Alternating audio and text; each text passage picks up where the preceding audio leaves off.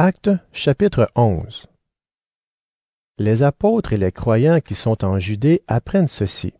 Ceux qui ne sont pas juifs ont reçu, eux aussi, la parole de Dieu. Quand Pierre revient à Jérusalem, les croyants d'origine juive se mettent à discuter avec lui. Ils lui disent: « Tu es entré chez des gens qui ne sont pas circoncis et tu as mangé avec eux. » Alors Pierre raconte tout ce qui s'est passé depuis le début. Il leur dit: « J'étais dans la ville de Joppé et je priais. J'ai vu quelque chose qui venait de Dieu. Un objet est descendu vers moi. Il ressemblait à une grande toile qu'on tenait par les quatre coins. Elle est descendue du ciel et elle est arrivée jusqu'à moi. J'ai regardé avec attention ce qu'il y avait dans la toile et j'ai vu des animaux à quatre pattes, des animaux qui rampent sur la terre et des oiseaux.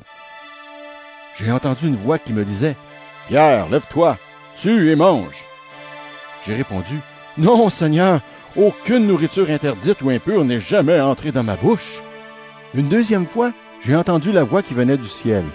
Elle disait: « Ce que Dieu a rendu pur, ne dis pas que c'est interdit. » Cela s'est produit 3 fois. Ensuite, tout est remonté dans le ciel. Au même moment, 3 hommes sont arrivés à la maison où j'étais. On les avait envoyés de Césarée pour me faire venir. L'Esprit Saint m'a dit: « Pars avec eux sans hésiter. » Les 6 frères que j'ai amenés ici m'ont accompagné à Césarée et nous sommes entrés dans la maison de Corneille. Voici ce que Corneille nous a raconté. J'ai vu un ange dans ma maison. Il m'a dit: « Envoie des hommes à Joppé pour faire venir Simon qu'on appelle aussi Pierre. Il te dira les paroles par lesquelles Dieu va te sauver, toi et toute ta famille. » Après cela, moi, Pierre, j'ai commencé à parler à Corneille et aux autres. Pendant que je parlais, l'Esprit Saint est descendu sur eux, comme il est descendu sur nous au début. Je me suis souvenu de cette parole du Seigneur. Jean a baptisé avec de l'eau, mais vous serez baptisés dans l'Esprit Saint. Dieu leur a fait le même don qu'à nous quand nous avons cru au Seigneur Jésus-Christ. Donc, est-ce que moi, je pouvais empêcher Dieu d'agir? En entendant ces paroles, les croyants deviennent plus calmes. Ils disent: « Gloire à Dieu! Oui, c'est vrai, ceux qui ne sont pas juifs peuvent aussi changer leur vie et entrer dans la vraie vie. C'est Dieu qui leur donne cela. » Après la mort d'Étienne, on a commencé à faire souffrir les croyants et ils sont partis de tous les côtés. Ils sont allés jusqu'en Phénicie, à Chypre et à Antioche, mais ils ont annoncé la parole de Dieu seulement aux Juifs.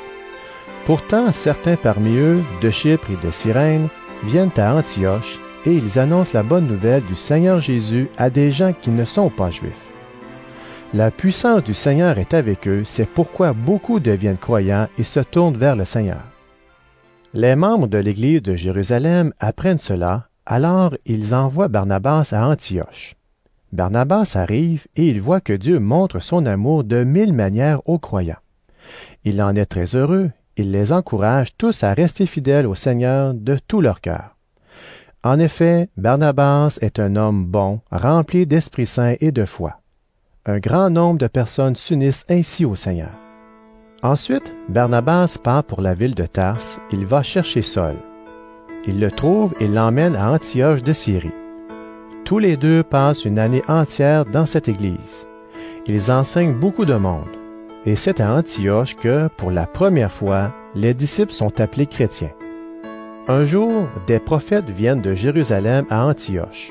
L'un d'eux s'appelle Agabus. Poussé par l'Esprit Saint, il annonce qu'il va bientôt y avoir une grande famine sur toute la terre.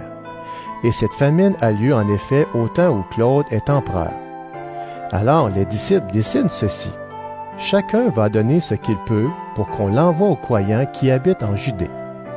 Les disciples font cela. Ils envoient leurs dons aux anciens de Judée par l'intermédiaire de Barnabas et de Saul.